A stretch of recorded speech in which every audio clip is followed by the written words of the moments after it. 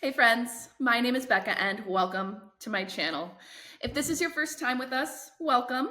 And if you've been with us before, welcome back. We focus on all things middle grade literature here, specifically reading the first chapters of your favorite middle grade novels. Now, I have to apologize in advance for the lighting in here. Normally, I rely on the natural, beautiful sunlight that shines through this window to help me illuminate my videos. But as you can see, it's a pretty dreary day here in New Jersey. And as a matter of fact, it's been raining in New Jersey for what feels like 2 to 3 weeks straight. So I eventually just have to chug along, but I digress. Let's get focused. I'm so excited to be sharing the first chapter of New From Here by Kelly Yang with you today. Kelly Yang is a New York Times bestselling author. She wrote the novel Front Desk, which so many of us are familiar with. She's also written many other novels. Finally Seen came out pretty recently that you may be familiar with, and New From Here. So I'm going to dive in. I'm going to start by reading the front inside cover to give us an idea of what this book is going to be about. It turns out escaping a virus is a lot harder than you think. 10-year-old Knox Wei-Evans never expected to have to move countries in 2 days. But when a virus named COVID-19 hits Hong Kong, his mom makes the last-minute decision to move him and his siblings to California, where they think they will be safe. Except his dad, Knox's best friend, has to stay behind to work, and his older brother Bowen would rather share a room with a mosquito than with Knox. At his school in California, Knox struggles with being the new kid. As racism skyrockets during COVID-19, Knox tries to stand up to hate while finding his place in his new country. Can you belong if you're feared? And can you protect even if you're new? And how do you keep a family together when you're oceans apart? Based on her own lived experience, New York Times bestselling author Kelly Yang spins a heartwarming tale of courage, hope, and resilience in the face of unprecedented times. They definitely were unprecedented times. And I know that, if you're a middle grade student, you definitely remember, you weren't that young when COVID-19, first started. So I'm sure we all have a lot of connections and ways that we can relate to this novel. But that being said, let's dive right on into that first chapter. My name is Knox, and sometimes I just blurt words out. It drives everyone in my family crazy. I don't mean to, I just really need to know things. Like right now, when my dad's trying to explain the coronavirus to us and the reasons why we're going to America. It's safer there, Dad says. They don't have the virus. How's it safer, I ask. He just said, my brother Bowen interrupts. Listen for a change, not. I glare at Bowen. Ever since I was 5 years old, Bowen's been calling me Not instead of my name Knox, as in not from this family, even though I am definitely from this family and Bowen's from Planet Bully. Stop it, Bowen, Dad says in his stern, deep voice. A taxi beeps loudly on the street below our apartment as if to add, yeah, Bowen. Hong Kong taxis are always beeping loudly. Dad bends down so we're eye to eye and goes over all the risks of the coronavirus again. Pneumonia, difficulty breathing, and even death. I swallow hard. This is serious, he says. It could be like SARS all over again. When the news of the virus dropped on my 10th birthday a week ago, we hadn't even celebrated Chinese New Year yet. And the last of the Christmas decorations hadn't been taken down.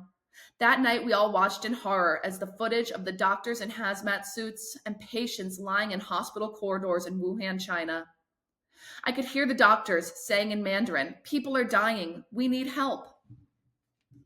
No one even ate my rocket ship birthday cake, even though I worked on it with my little sister Leah for 2 hours and we used so much frosting. What happens if we don't leave? Are we all going to die? I ask. No, Dad says in a patient yet worried tone that he uses when I ask him if my finger will melt if I hold it above a candle for a really long time. But I think it's better if you guys go to California. If it's anything like SARS, we can't take any chances. Leah and I look at each other alarmed. What do you mean, you guys? I ask. You're not coming? Dad sighs. Unfortunately, I have to stay behind and work, but Mom can take you. All her deals are on hold for now anyway. Mom's a banker. Her office building has lots of windows and lights up Central District Hong Kong even at night because people are always working. It'll be fun. It'll give us a chance to bond, Mom says brightly, looking up from her work phone. We're at the kitchen table, and even though there's a no phone policy at the table, a rule Mom came up with, she always forgets and sneaks peeks at her phone. At the thought of not going with Dad, I groan and kick my chair leg with my foot. It hurts, but I don't say ow in front of Bowen. For how long? Bowen asks. Until this thing is over. A month, maybe? Dad answers. He crosses his fingers. Hopefully it'll be over by February. A whole month? I shake my head. No, I can't. I feel the tears building inside me. Dad's my best friend. He's the one who tickles me to bed every night, who picks me up from after school soccer, and my 6-year-old sister from after school art every day, who hasn't missed a single soccer game, even when Mom's traveling for work. Who's always there for us. I can't be gone from him for that many days. I'm not going, I say. Being stuck in America with my big brother will definitely kill me before the virus does. I'll take my chances here. Bowen immediately takes one of the surgical masks on the counter and puts it on his face like I'm already contagious. What a wimp. My sister Leah tries to reason with me. But Knox, we can go to your beach. I gave her a faint smile. Knox Beach in Northern California is the beach I was named after. We go there every summer and to our little house in El Tercera where my grandma Francine left Dad. It's right outside Berkeley, where Mom and Dad both went to college. There is a little hill by our house with wild horses. I like summers in El Tercera because it's really the only time we get to spend with Mom. The rest of the year, she's always so busy with work. Summer Mom takes us to the movies and to get frozen yogurt, while Winter Mom loads us up on tutors and tells us not to bug her because she's got to reply to this. Maybe it will be fun. I've never been to Knox Beach in the winter. But then I look at Dad and my excitement dissolves. I vow not to ditch him for a beach. Nope. I shake my head.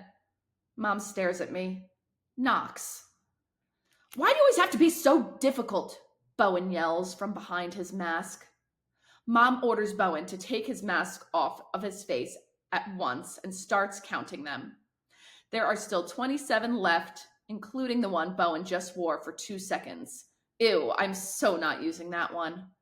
She hugs the box of masks in her arms as she looks out the window at the long line of people waiting in front of the pharmacy downstairs. It's late January and freezing cold outside. Still, the line of shivering people snakes all the way down the street, even though every pharmacy in Hong Kong, is completely out of masks. These are more precious than gold, Mom reminds us in Mandarin. Mom always speaks to us in Mandarin when something's really important. The only reason we got ours was because Mom's friend Aunt Jackie in California FedExed them to us. Mom says that's a sign of a true friend. I only have 2 true friends in the world, Dad and my friend Amir, who moved back to London. It took me 9 years to find him because of my blurting things out problem. In the end, all it took to lose him was a raise for his dad. I can't compete with a raise. That's the thing to know about going to school in an international city like Hong Kong. People are always moving. Thankfully, I still have my other best friend, and I'm not leaving him behind. All right, that was the first chapter of New from Here. Fair to say, Knox probably ends up going to America, as we know from reading the synopsis of the book. I'm really curious to see a little bit more about how he adjusts, specifically to his separation from his dad, who he seems to care a lot about. All right, if you enjoyed this first chapter Friday, please consider liking and subscribing. And until next time, everyone, happy reading.